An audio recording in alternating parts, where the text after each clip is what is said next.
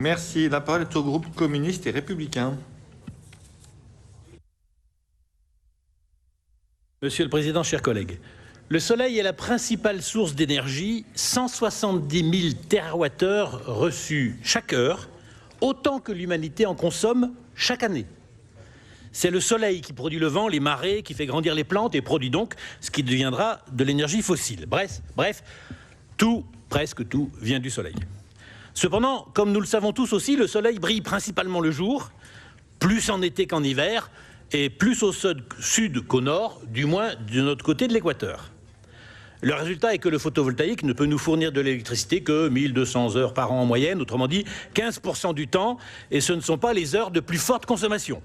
Certains répondent, mais quand il n'y a pas de soleil, il y a du vent ou de l'hydroélectricité, ce qu'on appelle le foisonnement. Eh bien, pas vraiment. Quand l'anticyclone s'installe pour quelques semaines, il y a peu de vent et toujours pas de soleil la nuit. En pratique, la réponse à l'intermittence, c'est l'appel aux énergies fossiles, ce que les données allemandes confirment clairement. Ou la coupure, renommée effacement intelligent, c'est plus classe.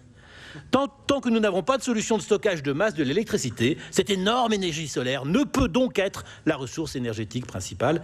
Il est frappant de voir à quel point toutes les initiatives européennes, le Green Deal, le REPower, le Fit for 55, laissent de côté cette contrainte pourtant majeure.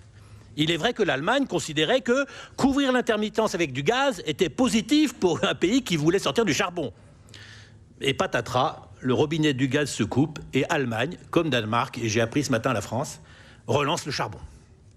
Voilà le contexte de cette délibération qui s'inscrit dans la politique énergétique dominante en Europe comme en France, dont la première caractéristique est, je cite, d'imposer une réduction massive des consommations énergétiques, 30% d'ici 2030. Les scénarios énergétiques dominants proposent de diviser par 2 la consommation d'ici 2050.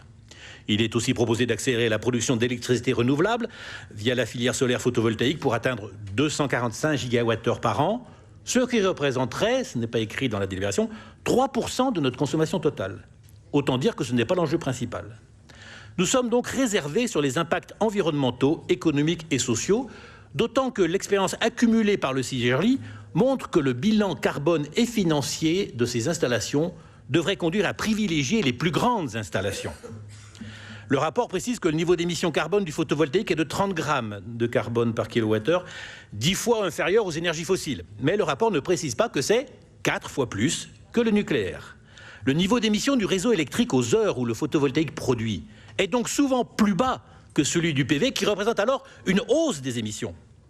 C'est pourquoi nous demandons un bilan carbone de toute opération renouvelable, un bilan à la maille horaire, tenant compte de l'intermittence et de la nécessité d'autres sources complémentaires aux heures où le PV ne produit pas. Le rapport veut aussi encourager l'implication citoyenne. Cela doit pour nous commencer par une sensibilisation ouverte au débat pour ne pas en rester à la publicité commerciale « Votre toit vous enrichit ». Il faut de la pédagogie sur les renouvelables électriques, sur l'intermittence, les émissions de carbone, la provenance des panneaux, la qualité de service, l'impact sur les réseaux. Enfin, nous sommes circonspects sur les propositions économiques de retour à des tiers investisseurs qui devront bien sûr être rémunérés, ce qui exige de la transparence sur qui paie et qui gagne dans ce modèle économique. De même, il est proposé des offres de fourniture électrique aux usagers de proximité, d'expérimenter l'autoconsommation collective, des contrats d'achat direct auprès de producteurs locaux.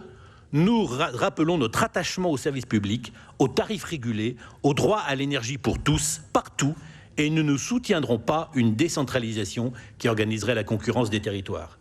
Dernier point d'interrogation, la délibération évoque nos capacités d'investissement et nos ressources de fonctionnement sans chiffres. Puisque nous ne voulons pas laisser le marché décider, nous pensons qu'il faut un investissement public et donc une ligne dans la PPI. Au total, Monsieur le Vice-président, nous proposons une autre politique solaire, au plan national bien sûr, mais que nous pourrions expérimenter au plan métropolitain. D'abord, sortir l'énergie solaire du marché et de ces logiques de rentabilité qui produisent toujours des gagnants et des perdants, des inégalités donc. Pour cela, il faut de l'investissement public et il faut un cadre pour que les investissements privés répondent à nos objectifs et donc qu'ils contribuent à une planification énergétique. Il ne suffit pas de le dire comme un slogan de campagne électorale bien connu.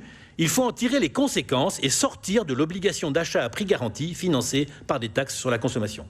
Le projet solaire de la vallée de la Chimie, par exemple, aurait pu être, j'en avais fait la proposition, l'occasion d'expérimenter la production d'hydrogène vert. Ensuite, il faut relever le défi de l'intermittence, en investissant sur toutes les formes possibles de stockage et en les intégrant dans le modèle économique de l'investissement solaire. On peut par exemple recharger des véhicules électriques. La ville de Vénissieux le fait le week-end sur l'installation solaire de son centre technique. Certains le font à coup d'énormes installations de stockage batterie. Nous ne sommes pas sûrs de la pertinence environnementale. Mais on peut expérimenter.